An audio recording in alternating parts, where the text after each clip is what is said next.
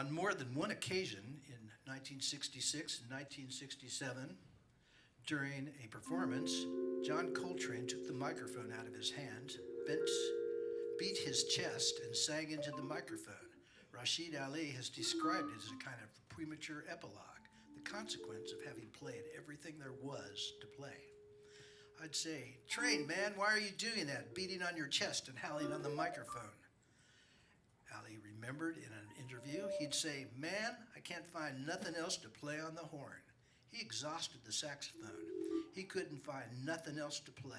He ran out of horn.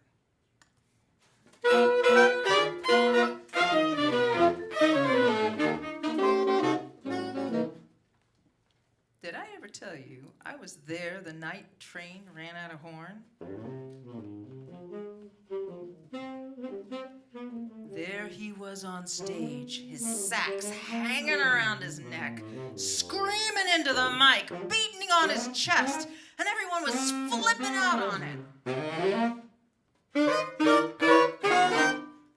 Well, that was the night I ran out of words, too. That's why I remember it so well. It was 11 o'clock, and I'd been hustling rent all day down at the Bluebell Diner.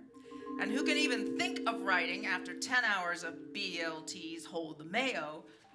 Bad tips. But I was a poet, after all.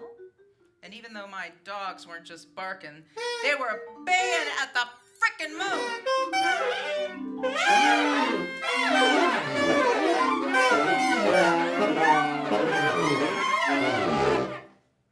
I got me a cup of instant, switched on the lamp, and sat my ass down to write. But when I opened my notebook, what did I see? Turds. I'm not kidding. Page after page of them. Feces, excrement, shit, call it what you will. Just that morning, there had been stanzas, titles, metaphors, even rhyme and meter.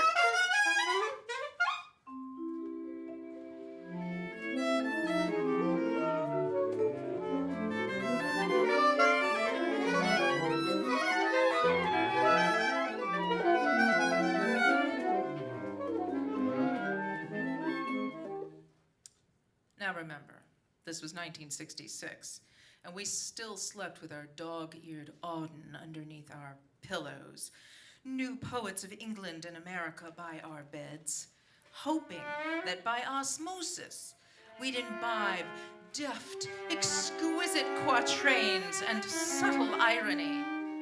But damn, where was that clever trope on umbrage I was working out? Or that line where Styx so cleverly evoked both Karen and the Rose of Sharon. I even flipped to an empty page and tried to rewrite, "Oh, Styx of flowering thorn riverman."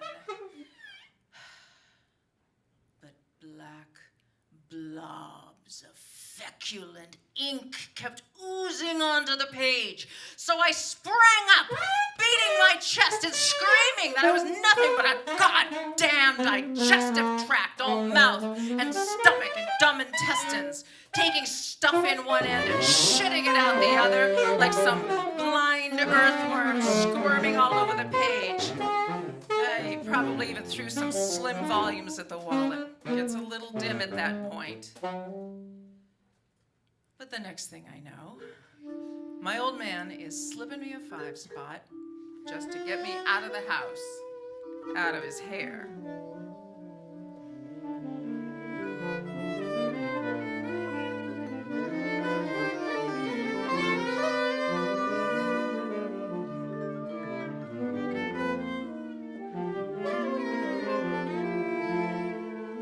No, I could dig it.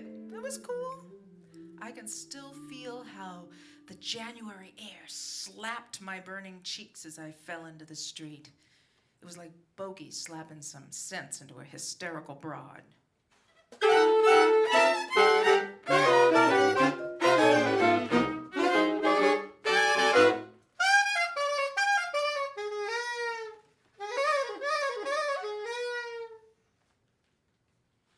so I proceed uptown into the icy wind. And I end up in this jazz joint, way in back because it's so crowded.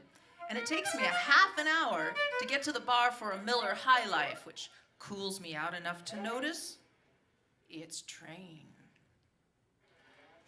And he's playing like the most far out, incredible music you ever heard.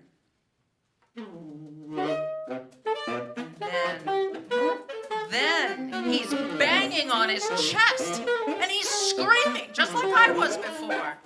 Except there's no shit here, man, anywhere.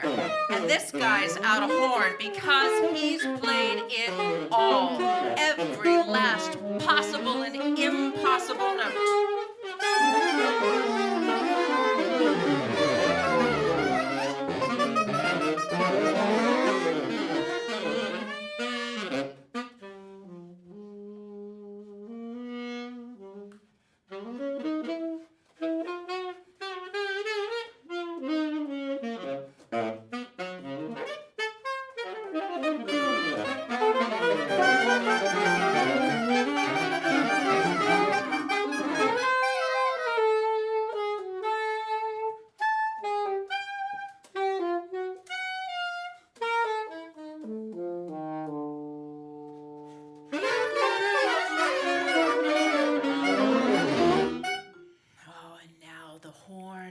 As empty as a golden nirvana hanging there on his chest. And with all the smoke in the joint, it looks like he's standing on a cloud, all scoured out by that God that's been passing through him and out of that horn all these years. And now he's ready to go back on up to heaven where he belongs.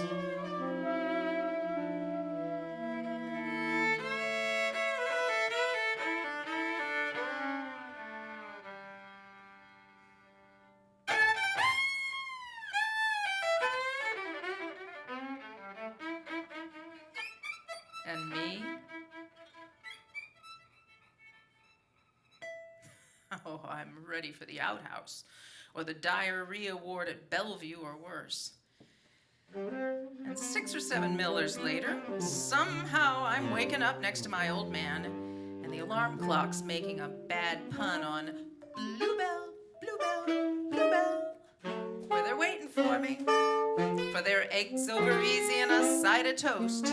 And I'm thinking about how I need a new notebook, pens, and that if Train can run out of horn, maybe I'm never gonna run out of anything quite like he did. But I can sure as hell try to run out of shit.